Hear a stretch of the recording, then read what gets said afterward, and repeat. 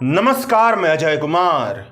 Israel या दुनिया के किसी भी देश को अपने देश की आत्मरक्षा और सुरक्षा को लेकर के कठोर से कठोर कदम उठाने का अधिकार है, मगर वह कदम तर्कसंगत और जायज होना चाहिए। अपने देश की सुरक्षा के बहाने पूरी इंसानियत पर बर्बर तरीके से हमला करने का अधिकार दुनिया के किसी भी देश को नहीं मिला हुआ है। इजराइल देश की सुरक्षा का बहाना बना करके फिलिस्तीन के साथ युद्ध नहीं लड़ रहा है, बल्कि गजा में गुनाह कर रहा है। युद्ध अपराध और अंतर्राष्ट्रीय मानवाधिकार कानूनों के विद्वानों का भी मानना है कि इजराइल फिलिस्तीन के साथ युद्ध नहीं कर रहा, बल्कि युद्ध अपराध कर रहा है। इजराइल के कृत्य मानवता के खिलाफ अपराध की श्रेणी में रखे जाने चाहिए। फिलिस्तीन की लोगों की जिंदगी इजराइल और हमास के नेताओं की वजह से बर्बाद हो रही है। इंटरनेशनल क्रिमिनल कोर्ट के प्रोसिक्यूटर करीम खान ने इजराइल के प्रधानमंत्री बेंजामिन नेतान्याहू और रक्षा मंत्री के साथ हमास के 3 नेताओं के खिलाफ अरेस्ट वारंट जारी करने की अर्जी इंटरनेशनल क्रिमिनल कोर्ट में दाखिल की है। इन पर फिलिस्तीन की सीमा में युद्ध अपराध और मानवता के खिलाफ अपराध करने का आरोप लगाया गया है। आर्म्ड कॉन्फ्लिक्ट के दौरान जो ह्यूमैनिटेरियन लॉ होते हैं, उनका उल्लंघन करने का आरोप लगाया गया है। अंग्रेजी में कहें तो इन सभी पर war crime and crime against humanity का आरोप लगाया गया है। करीम खान के बारे में थोड़ा जान लीजिए। करीम खान इंटरनेशनल क्रिमिनल कोर्ट के चीफ प्रोसिक्यूटर हैं। मोटे तौर पर समझिए तो इंटरनेशनल क्रिमिनल कोर्ट के मामले में चीफ प्रोसिक्यूटर का पद वह पद होता है जो आधिकारिक तौर पर किसी पर युद्ध अपराध, मानवता के खिलाफ अपराध जैसे आरोप ठोस कानूनी प्रावधानों के तहत लगाता है। पाकिस्तानी मूल के ब्रिटिश नागरिक करीम खान को फरवरी 2021 में आईसीसी का चीफ प्रोसिक्यूटर चुना गया था। वो 25 साल से भी ज़्यादा समय से इंटरनेशनल क्राइम और मानवाधिकारों पर वकालत कर रहे हैं। रूस के राष्ट्रपति पुतिन के खिलाफ करीम खान ने ही इंटरनेशनल क्रिमिनल कोर्ट में अरेस्ट वारंट की अर्जी लगाई थी, जिसे इंटरनेशनल क्रिमिनल कोर्ट ने स्वीकार कर लिया था और उनके खिलाफ अरेस्ट वारंट जारी कर दिया था। इजराइल और हमास के मामले पे यहां पर ध्यान दीजिएगा कि अभी महज अरेस्ट वारंट जारी करने की अर्जी दी गई है। मामले की सुनवाई भी इंटरनेशनल क्रिमिनल कोर्ट में शुरू नहीं हुई है, मगर इजराइल के प्रधानमंत्री ने ट्वीट कर कहा है, आईसीसी के प्रोसिक्यूटर करीम खान द्वारा इजराइल के लोकतांत्रिक रूप से चुने गए नेताओं के खिलाफ अरेस्ट वारंट की मांग करना अपमानजनक फैसला है। यह अंतर्राष्ट्रीय अदालत पर हमेशा के लिए शर्मिंदगी का दाग लगा देगा। चूंकि इजराइल के कंधों पर अमेरिका का हाथ रहता है और इजराइल की पूरी शक्तियां अमेरिका से ही सप्लाई होती हैं, तो अमेरिका के राष्ट्रपति भी कहां पीछे रहने वाले थे। तो अमेरिका के राष्ट्रपति जो बाइडेन ने इजराइल के प्रधानमंत्री और रक्षा मंत्री के खिलाफ डाली गई अरेस्ट वारंट की अर्जी को अपमानजनक बताया है। इस अर्जी को पूरे इजराइल पर हमला बताया है। अगर इजराइल की सुरक्षा पर किसी तरह का खतरा मंडराता है तो हम उसके साथ हमेशा खड़े हैं, यह अमेरिका के राष्ट्रपति जो बाइडेन का कहना है। जो बाइडेन का कहना है कि इजराइल की तुलना हमास से नहीं की जा सकती है। मतलब जो बाइडेन यह कहना चाह रहे हैं कि आप हमास को युद्ध अपराधी कह सकते हैं, मगर इजराइल को नहीं। अब मामले की थोड़ी सी पृष्ठभूमि समझ लीजिए, तब आगे बढ़ते हैं। 7 अक्टूबर 2023 के दिन फिलिस्तीनी के चरमपंथी संगठन हमास ने इजराइल की तकरीबन 1000 से ज़्यादा लोगों को बर्बर तरीके से मार दिया था।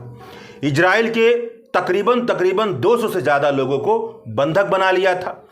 किसी भी देश की तरह इजराइल को आत्मरक्षा करने का हक था, मगर इजराइल ने आत्मरक्षा के हक के बहाने फिलिस्तीन की गजा पट्टी पर नरसंहार की कार्रवाई शुरू कर दी।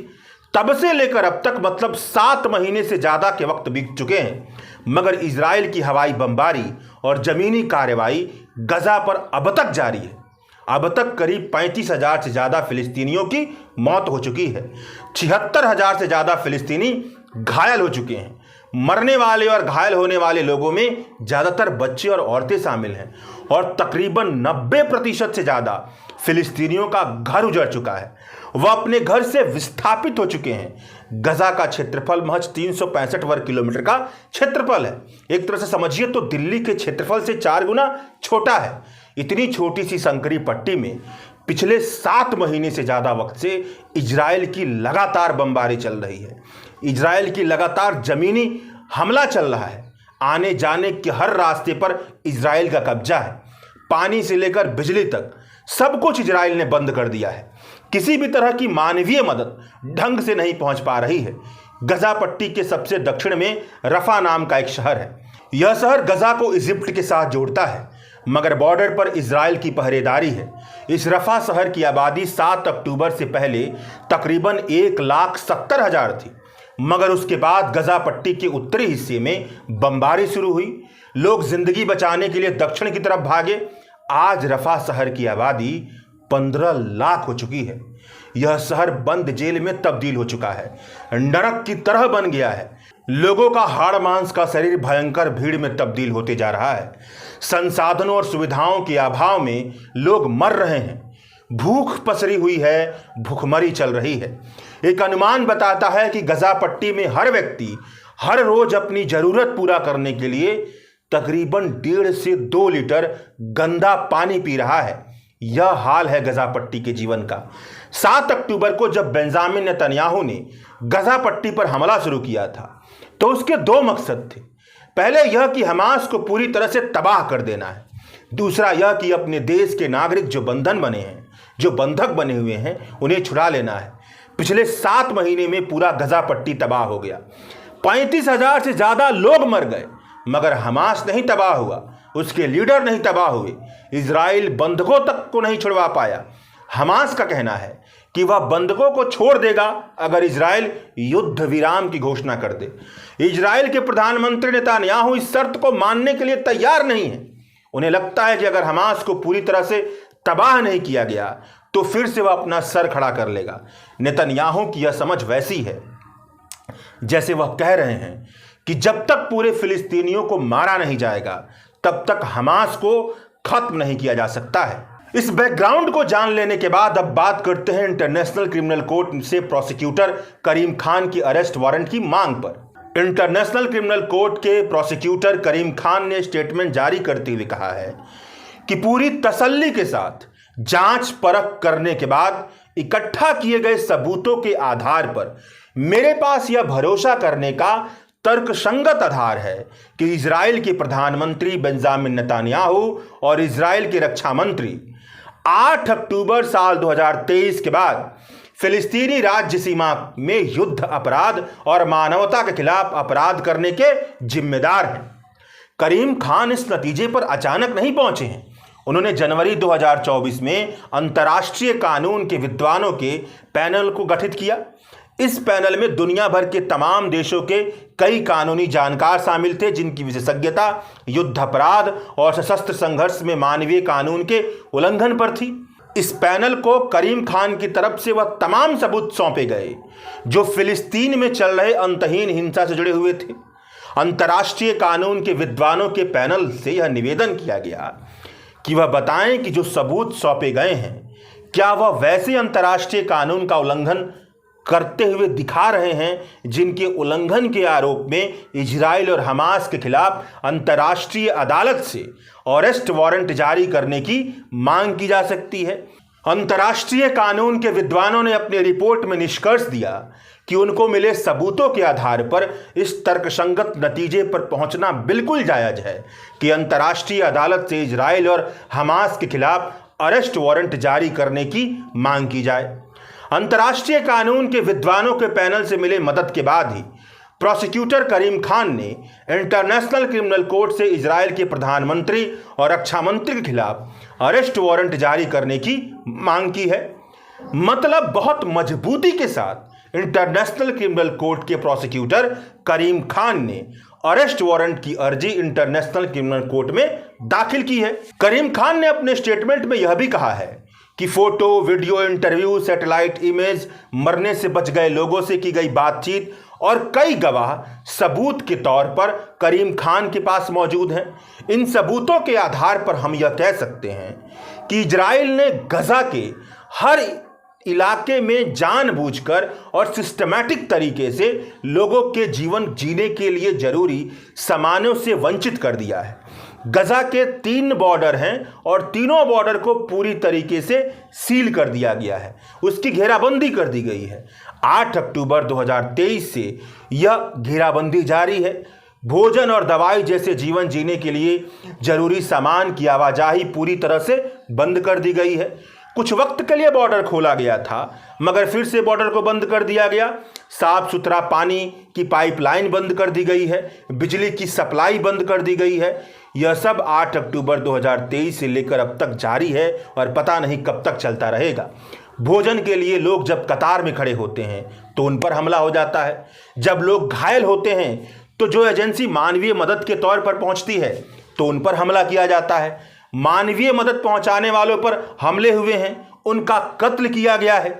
इस तरह का माहौल बना दिया गया है कि जो भी अंतर्राष्ट्रीय एजेंसी मदद के लिए खड़ी है वह गजा छोड़कर अपने आप ही चली जाए। हमारा मानना है, मतलब करीम खान के पूरे ऑफिस और टीम का मानना है कि इजराइल की तरफ से यह सारी कृत्य इसीलिए किया जा रहा है ताकि लोगों को भूख से मरने के लिए मजबूर किया जाए। स्टारवेशन यानी भूखमरी को युद्ध के तरीके के तौर पर इस्तेमाल किया जा रहा है।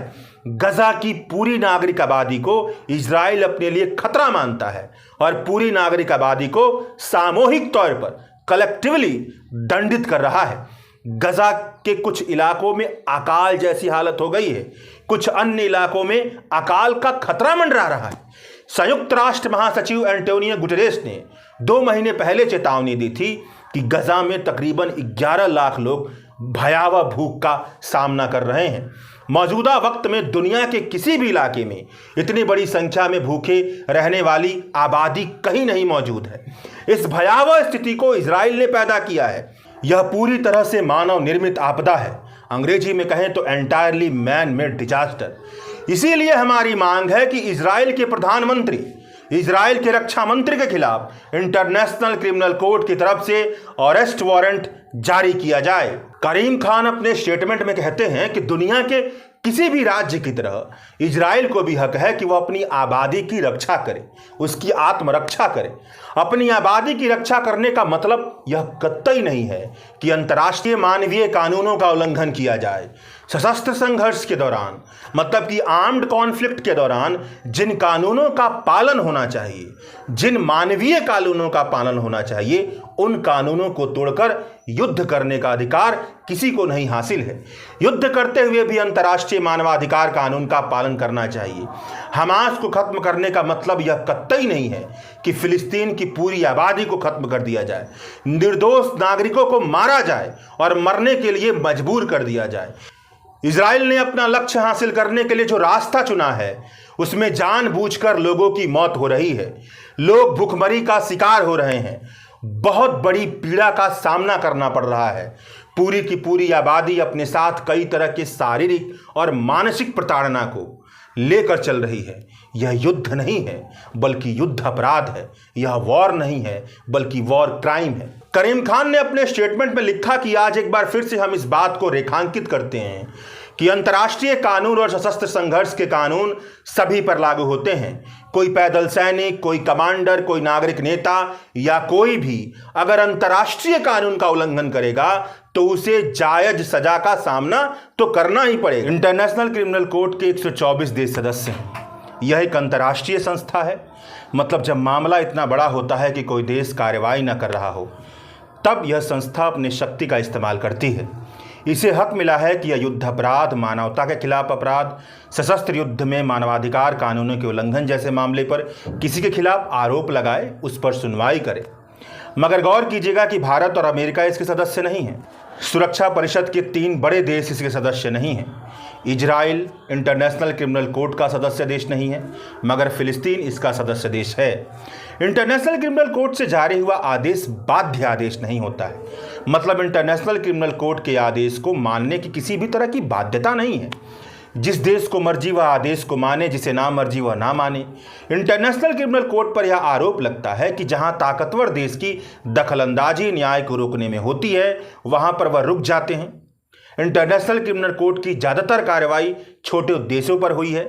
अमेरिका पीछे खड़ा था तो इंटरनेशनल क्रिमिनल कोर्ट ने रूस के राष्ट्रपति के खिलाफ अरेस्ट वारंट जारी कर दिया। मगर अब इजराइल के मामले में तो दिक्कत यह है कि अमेरिका जैसा ताकतवर देश इजराइल के पीछे खड़ा है। तो सवाल उठता है कि क्या इंटरनेशनल क्रिमिनल कोर्ट न्याय की बुनियाद पर काम करेगा?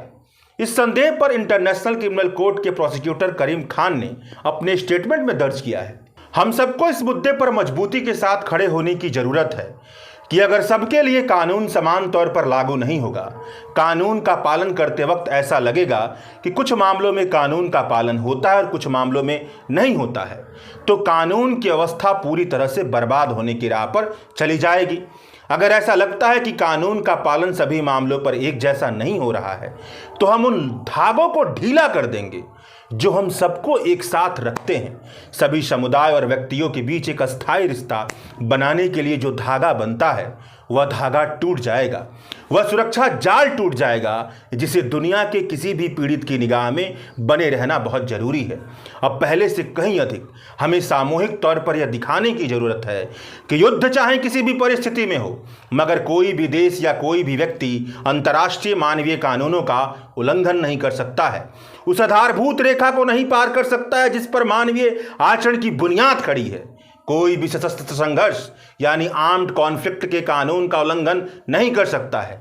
हमें यह साबित करने की जरूरत है कि सभी इंसानों के जीवन का मोल एक बराबर है। इस बात पर भी गौर करने की जरूरत है कि इंटरनेशनल क्रिमिनल कोर्ट में प्रोसिक्यूटर करीम खान ने केवल इजराइल के प्रधानमंत्री और रक्षा मंत्री के खिलाफ अरेस्ट वारंट जारी करने की मांग नहीं की है, बल्कि हमास के 3 प्रमुख नेताओं के खिलाफ भी अरेस्ट वारंट जारी करने की मांग की है। इन नेताओं में हमास के अध्यक्ष, हमास के पॉलिटिकल ब्यूरो और हमास के कमांडर इन चीफ शामिल हैं। करीम खान का स्टेटमेंट बताता है कि इस बात के पक्के सबूत मिलते हैं कि हमास अपनी सांगठनिक नीतियों को मनवाने के लिए इजराइल के नागरिकों और इजराइल के सैनिकों को जानबूझकर व्यवस्थित तरीके से टारगेट करता है। आज तक यह काम जारी है। हमास पर भी युद्ध अपराध और मानवता के खिलाफ अपराध करने का आरोप लगता है। 7 अक्टूबर 2003 के दिन हमास ने इजराइल के 1000 से ज़्यादा नागरिकों को बर्बर तरीके से मार दिया। 200 से ज़्यादा इजरायली नागरिकों को बंधक बना लिया। इकट्ठा किए गए सबूत बताते हैं कि यह घटना पूरी योजना के साथ अंजाम दी गई थी। इसी घटना ने इजराइल को उकसाने का काम किया है। सबूत यह भी बताते हैं कि बंधकों को बहुत ही अमानवीय हालत में रखा गया है। तो मांग यह है कि हमास बंधकों को जल्द से जल्द छोड़े और उन्हें उनके परिवार वालों तक जाने दे। इसके अलावा इंटरनेशनल क्रिमिनल कोर्ट से मांग है कि हमास के प्रमुखों के खिलाफ भी अरेस्ट वारंट जारी किया जाए। द वायर के और वीडियोस देखने के लिए सब्सक्राइब करें और बेल आइकन पर क्लिक करें। स्वतंत्र पत्रकारिता की आर्थिक मदद करने के लिए डिस्क्रिप्शन में दिए गए लिंक पर जाएं और अपनी राशि चुनें।